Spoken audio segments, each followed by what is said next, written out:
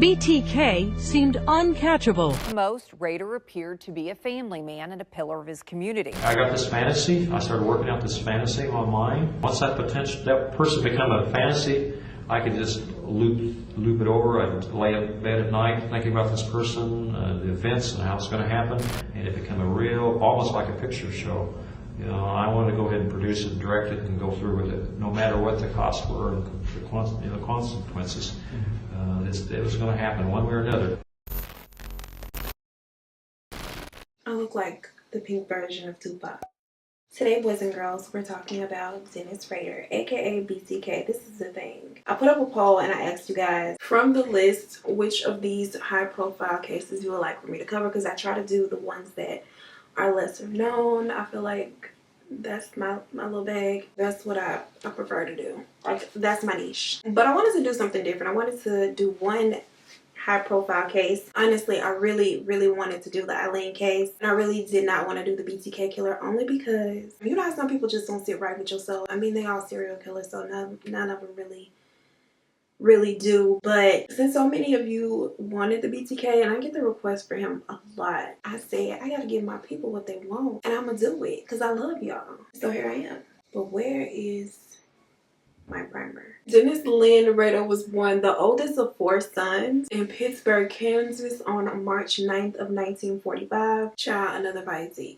At this point, I'm afraid of Pisces. Like, I'm not arguing with a Pisces. I'm not cutting the Pisces off in traffic, because obviously y'all got some other things going on and I'm afraid. I feel like we've been doing so many Pisces lately. Now, while he and his brothers were still very young, his parents relocate them from Pittsburgh to Wichita. Now, in order to maintain their household of all these kids, child, that they had, both his parents worked very long hours and paid very little attention to their children because they had to work. They didn't have time. This caused Dennis to feel very much neglected by his parents, specifically his mother. He really felt a way about his mother not spending much time with them, neglecting them, leaving them at home. It probably also had a lot to do with the fact that he was the oldest sibling, and so he was forced to watch after the younger 3, with his parents being away from the home a lot. But at that point, I'm just assuming. Whatever the case may be, he became very resentful toward his mother at a very young age. Now, child, while they were not at home with Dennis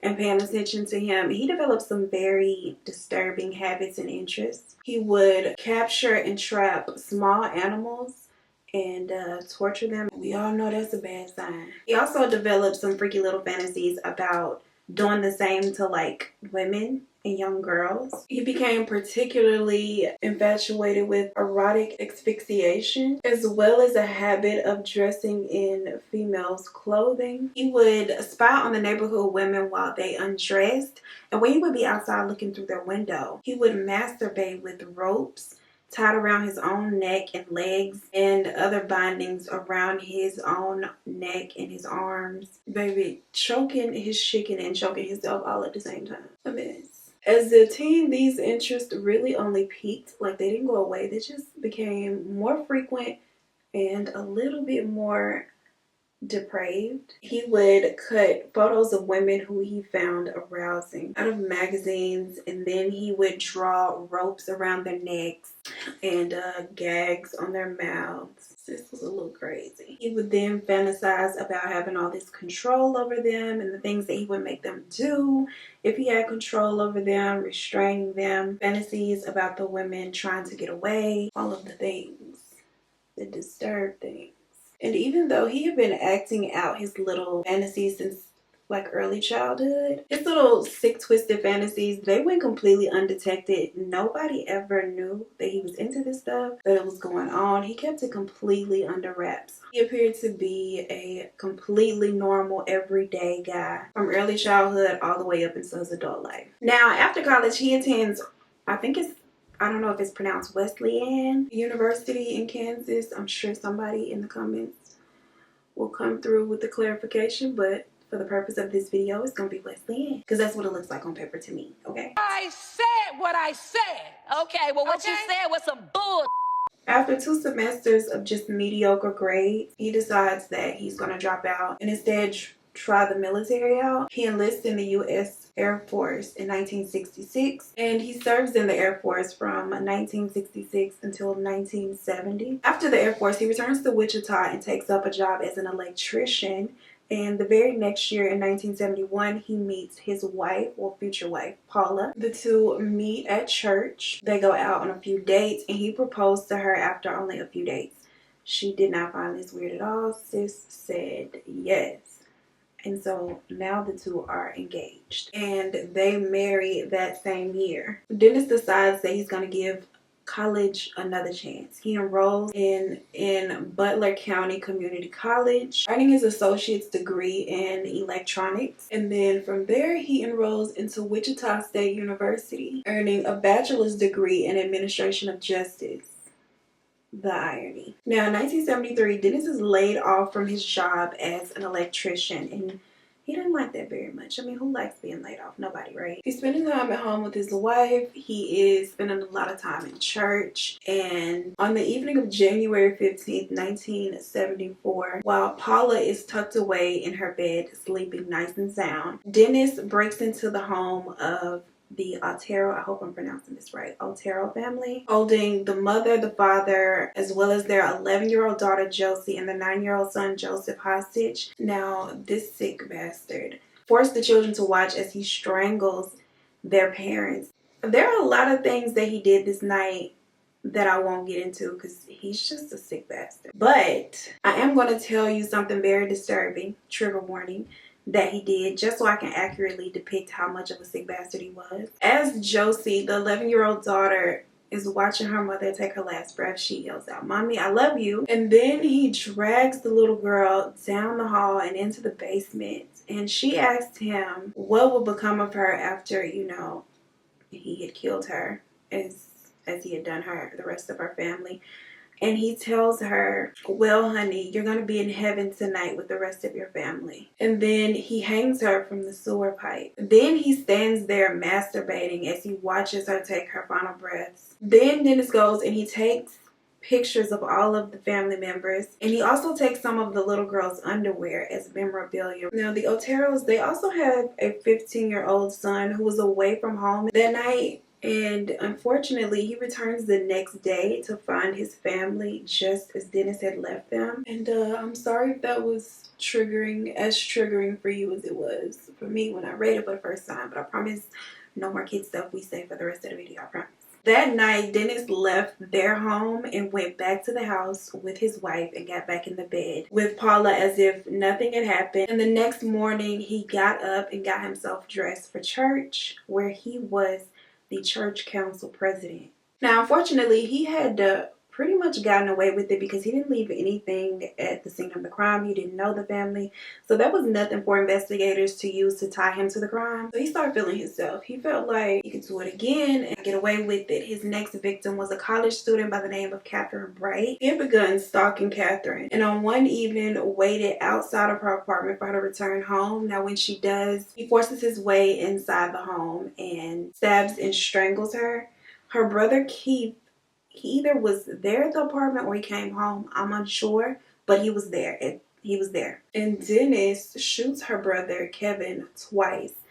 Kevin survives the attack. Unfortunately, Catherine does not. Now, like I said, they really didn't have anything to tie Dennis to the crime of the Otero family. And it's not that he wanted to get caught. He kind of sort of wanted credit for what he had done, but not necessarily to get caught. He wanted some sort of attention. And so he writes out a very detailed letter describing, you know, what he had done that night, everything that had taken place. I mean, a very, very detailed account of the crime in that night. He takes the letter, folds it up, and stashes it inside of an engineering book at the Wichita Public Library. Then calls the local newspaper and tells them where they can find his confession. And of course, this got a lot of media attention. In the confession, in addition to his details of what had happened that night, he tells them that he fully intends to strike again and names himself BTK. Now, once Paula reveals to her husband that she's expecting their first child, he's elated. He's super happy, and he decides to take a break from his secret shenanigans. He decides to take a break, but that didn't stop him from being a strange little freak of shy. He began taking pictures of himself wearing females' clothing. He would also wear this female face mask, and then he would bind himself up, like tie himself up and take pictures. How the hell was he even doing it though? Because look at this picture. Like, how you take this yourself? I don't know. Maybe the whole automated countdown thing is a little older than I'm thinking it is. Because I know now, you know, you can set a timer, run, and get it to place. Child, this was the 70s. Like, was that a thing in the 70s? Maybe it was. Nevertheless, Old was taking pictures like this of himself. This is one of them. This is him. He would pretend to be his victims as some sexual little fantasy that he had, and still he was keeping these fantasies and practice as a secret. Like, Paula allegedly did not know any of the things were going on. He was widely regarded in the community as like this good guy, this normal church-going saint. He had this very well-mannered and polite persona that was just fake, child. Just fake. He was a gentleman in the streets and a freak in the sheets, for sure. His break only lasted a few years, but during this break, Paula had come across a couple of things that made her very suspicious of her husband and very concerned. For one, she had found this poem titled Shirley Locks, and in this poem, her husband wrote, "Thou shalt not scream, but lay on a cushion and think of me and death." Now, I'm a fan of poetry, child, but I don't know about that poem. I also need to mention that he spelled scream, S-C-R-E-E-M. Scream.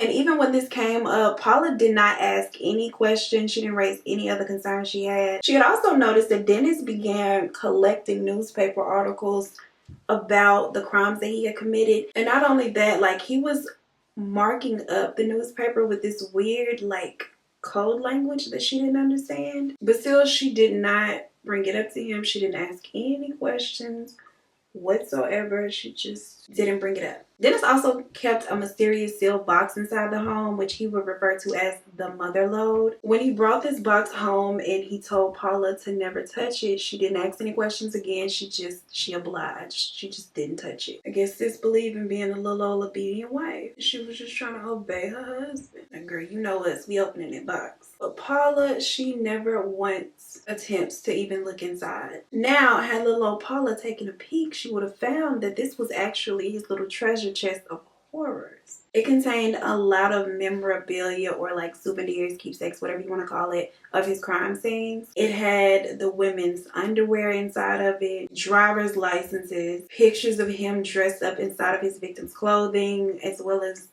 the other photos he would take of himself found looking like Mrs. Doubtfire. He had photos of him choking himself, one where he had buried himself like up to the head. Photos of him reenacting like the crime scenes where he was laid how he had left his victims. Dennis was sick. December of 1977, roughly 9 months after he had attacked Shirley Vaughn, he attacks a woman by the name of Nancy Fox inside her home. And a month after that, in January of 78, now we're looking at 10 months past the Shirley Vaughn discovery, and I guess people aren't talking about it as much and nobody has linked him to the crime, and so he decides to pen a poem to the local newspaper detailing what he had done to Shirley. And of course, this gets things all, you know, back in the media, gets people talking, and he's just loving it. He waits several weeks, and then he writes another letter, this time sending it to the local newspaper, telling them how he was responsible for both Shirley and Nancy Fox, and detailing what he had done to them. Of course, the newspaper puts out the letters, and people are able to view them. Paula sees the letters. She notices right away that BTK can't spell just like her husband. He is misspelling the same way. And a lot of like the wording was the same as her husband's, because he had written poems and letters to her as well. Now, when she realizes this, she does say something to her husband, but all she said was, "You spell just like BTK." I don't know if this was her slick trying to test the temperature, or, you know, just kind of throw it out there and see what his reaction would be,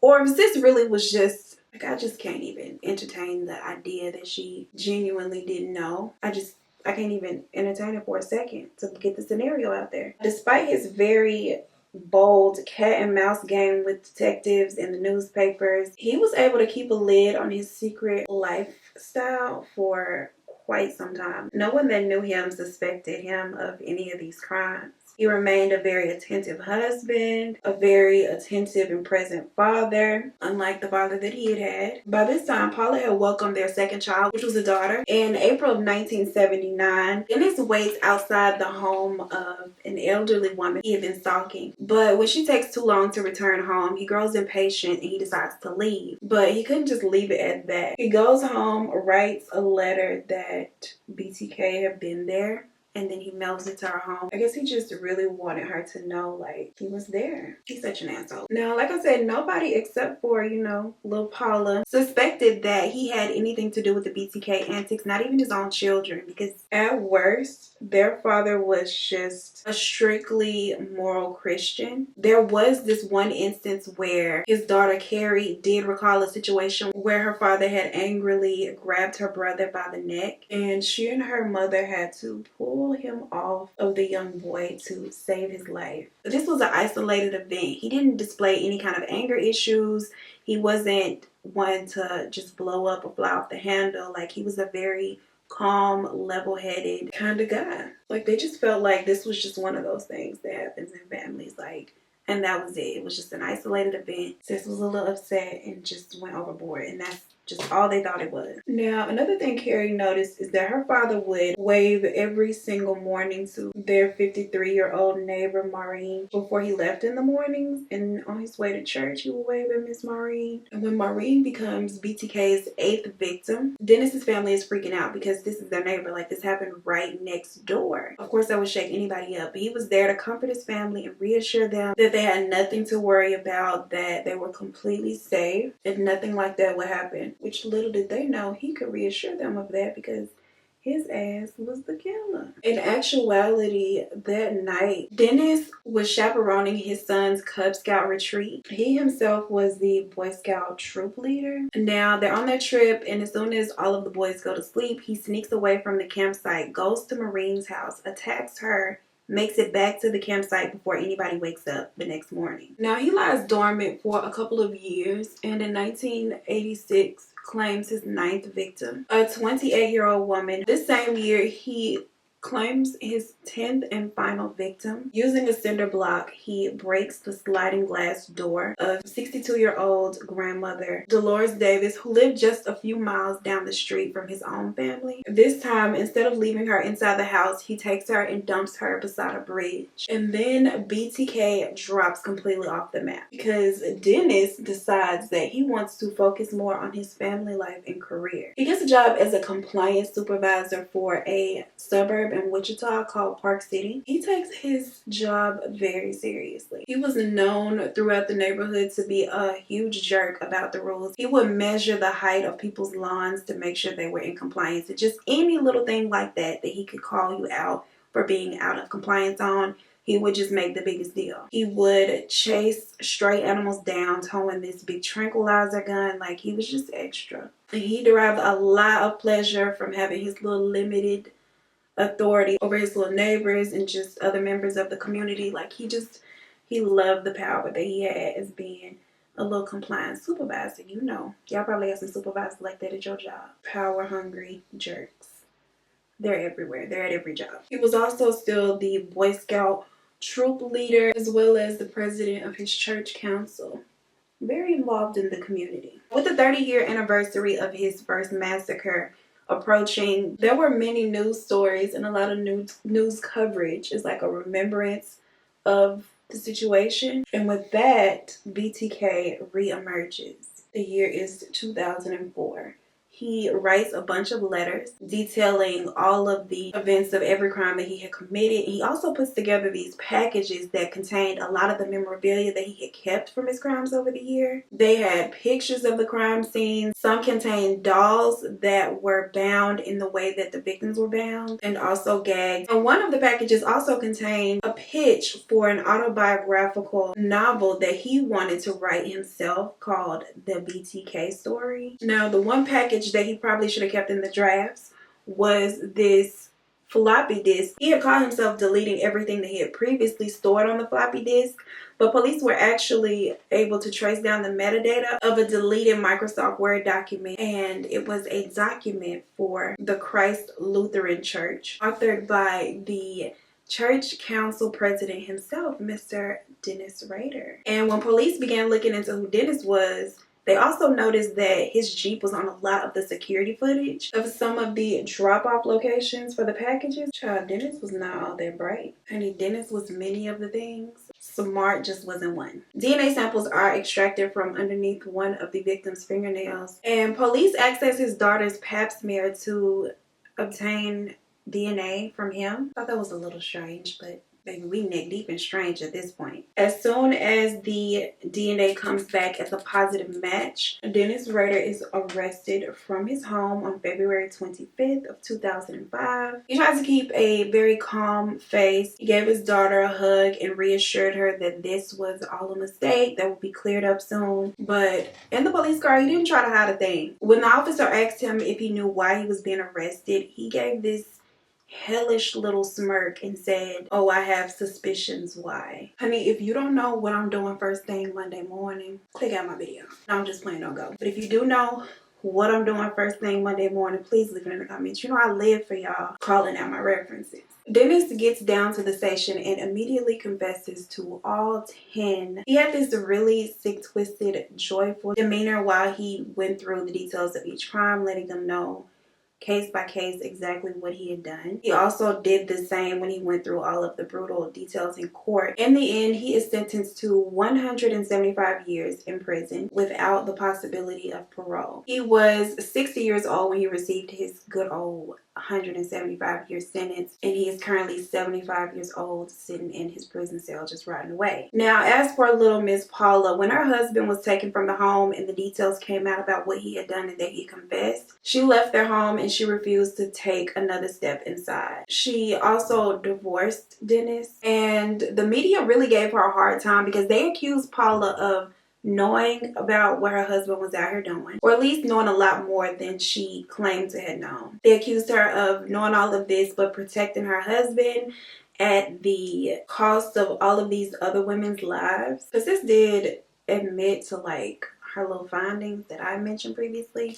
So it's kind of like, girl, it's hard to say all of that and say you didn't know. But that pretty much concludes today's video. I hope you enjoyed the look. Y'all like my little hair? You know, Mama put her little party cap together, a little piece of short hair. Just with a little bit of hair, just not too much, just a little taste of hair. But that is pretty much it for this video. If you liked it, please don't forget to give it a thumbs up on your way out. Share the video with a friend, subscribe if you have not joined the family officially. And love you guys so much, and I cannot wait to chat with you in the comments. And I will see you in the next one. Peace. Ow. I just hit myself in the fucking nose. Talk about beating your face. Erotic infatuated with erotic gotta grab my thumb. Jesus, come get it.